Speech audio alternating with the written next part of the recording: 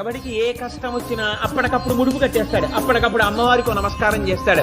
అమ్మా అనుగ్రహించమ్మా, నా పసుపు కుంకాలు నిలబెట్టమ్మా, నా బిడ్డల్ని కాపాడమ్మా, అమ్మా నన్ను రక్షించమ్మా అంటాడు. ఎవడు ఎక్కడ ఎప్పుడు ఎలా ప్రార్థన చేస్తాడో ఎవడికి ఎరుక. రాత్రి అయ్యేటప్పటికీ నేను పడుకుంటానయ్యా, మీ మొరలు వినలేను అని చెప్పి అమ్మవారు ఎప్పుడైనా అందా? ఆ తల్లి అసలు కనురెప్ప పడడం అన్నదే లేదు. ఎందుకని?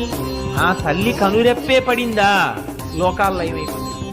కాబట్టి ఆవిడ ఎప్పుడు ఎవరైనా అమ్మా నీ పాదాలు పట్టుకున్నానమ్మా అంటాడేమో నిజాయితీగానని రాత్రింబవళ్ళు తల్లి అలా చూస్తూనే ఉంటుంది.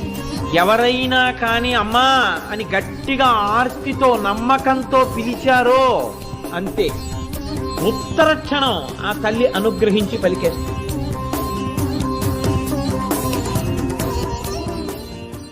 ఆ తల్లి ఏ కదలికలు నీకివ్వాలి, ఎటువైపు నువ్వు కదలాలి, ఎటువైపు కదిలితే నువ్వు గమ్యం చేరుతావో అటువైపుకి తిరిగేటట్టుగా బుద్ధిని మారుస్తుంది, అటువైపుకి కదిలేటట్టుగా శరీరమునకు శక్తినిస్తుంది.